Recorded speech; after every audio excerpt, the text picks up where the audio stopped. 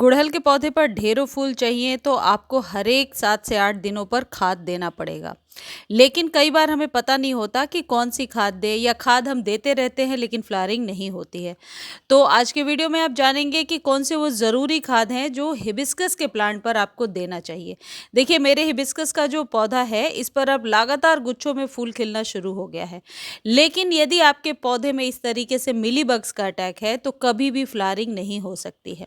तो ऐसे सिचुएशन में क्या करना होगा कि पहले मिलीबग्स का आपको उपाय करना होगा, उसके बाद ही आप इस पौधे से फ्लावरिंग ले सकते हैं। और मिलीबग्स ऐसा है कि यदि आप छोड़ देते हैं, थोड़ी भी केयरलेसनेस दिखाते हैं, तो ये धीरे धीरे फैलता जाता है।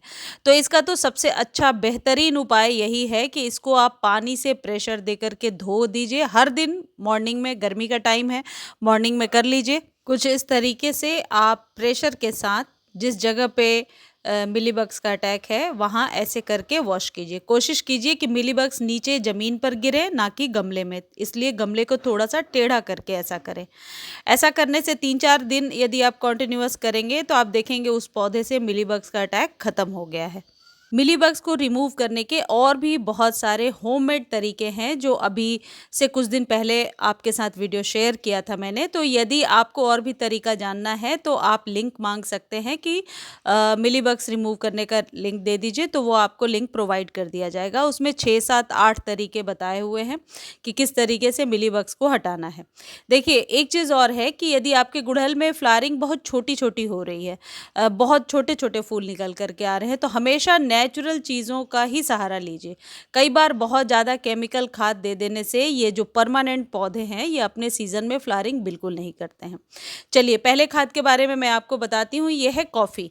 आपको 2 से 3 चुटकी कॉफ़ी लेना है यदि गमला 8 से 10 इंच का है, और इस कॉफ़ी को पानी में घोल करके गुड़हल के पौधे पर दे देना है। ये आप 8 से 10 दिनों पर रिपीट करेंगे।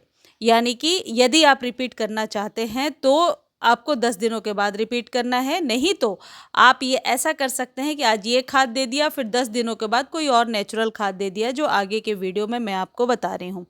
अब कॉफ़ी में जो पर्याप्त मात्रा में पोटेशियम होता है ये आपके गुड़हल के पौधे के लिए बहुत ही बढ़िया रहता है, और इससे आपके पौधे की मिट्टी उपजाऊ होती है। मिट्टी में वर्मीज़ नेचुरली आते हैं, जिससे कि जो वर्मी कंपोस्ट का काम है वो मिट्टी में ही होता रहता है। क्योंकि गुड़हल पर मैं अक्सर आपको बताती हूँ कि केले के छिलके वाली खाद डालिए, उससे भी मिट्टी जो है बहुत उपजाऊ होती है। दूसरा जो तरीका है जो आप हर एक 20 से 25 दिनों पर करेंगे, और ये है राख का इस्तेमाल। ये जो वुड ऐश होता है इसमें मौजूद पोटेशियम आपके गुड़हल के पौधे के लिए बहुत ही, आप कह सकते हैं, एक अच्छा फर्टिलाइज़र है, और इससे मिलीबग्स की समस्या से भी छुटकारा मिलता है, चींटियाँ भी भागती हैं। अब आप सोच रहे हैं कि राख कहाँ से मिलेगा, तो हवन वगैरह का जो राख होता है वही इस्तेमाल कर सकते हैं। अगरबत्ती से जो राख निकलता है वो भी इस्तेमाल कर सकते हैं। और राख कहीं से यदि आपको जो भुट्टे वगैरह भूनते हैं उनके पास है तो लेकर के रख सकते हैं। धोबी भी राख यानी कि कोयले का ही इस्तेमाल करते हैं, वो वाली राख भी इस्तेमाल कर सकते हैं। उसे लेकर के एक बार स्टोर करके रख दीजिए। और यदि 8 से 10 इंच का कंटेनर है तो 1 चम्मच बस आपको राख का इस्तेमाल करना है, और हर एक 20 से 25 दिनों पर डायरेक्टली आप सॉइल में डाल सकते हैं। उससे एक तो गुड़हल के पौधे को नेचुरल रेमेडी मिलेगी, और पोटेशियम तो चाहिए ही चाहिए फ्लावरिंग के लिए। इन 2 चीज़ों का आप इस्तेमाल करते रहिए, गुड़हल के पौधे पर लगातार फ्लावरिंग होती रहेगी।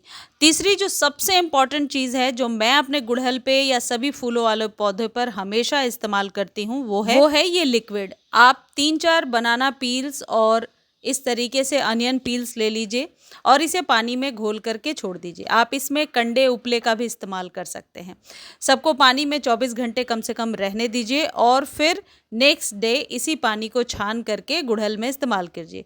इस्तेमाल करने के बाद पानी ख़त्म हो जाता है, फिर से फ्रेश पानी इसमें भर के रख दीजिए। जब 5-6-7 बार आप इस्तेमाल कर लेंगे तो ये बचे हुए सब्सटेंस को या तो फेंक दीजिए या थोड़ा सुखा करके आप गमले में भी इस्तेमाल कर सकते हैं। लेकिन ये जो लिक्विड है ये गर्मियों में बहुत ही बढ़िया काम करता है गुड़हल के पौधे पर। जो लोग ये कंप्लेन करते हैं कि गुड़हल में बिल्कुल भी छोटे-छोटे फूल निकल कर के आ रहे हैं या पौधा फैल नहीं रहा है या तेज़ी से लंबा नहीं हो रहा है, इसका इस्तेमाल करके देखिए। आपके पौधे की तो बढ़त तो अच्छी होगी ही, साथ ही साथ पौधे में एक साथ गुच्छे में बहुत सारे फूल आएँगे। इन तीनों का इस्तेमाल 7, 8, 10 दिनों के अंतराल पर कर सकते हैं। मुझे उम्मीद है वीडियो आपको बहुत अच्छी लगी होगी। वीडियो अच्छी लगती है तो चैनल को लाइक, शेयर, सब्सक्राइब कीजिए और फेसबुक पर देख रहे हैं तो फॉलो ज़रूर कीजिए। धन्यवाद।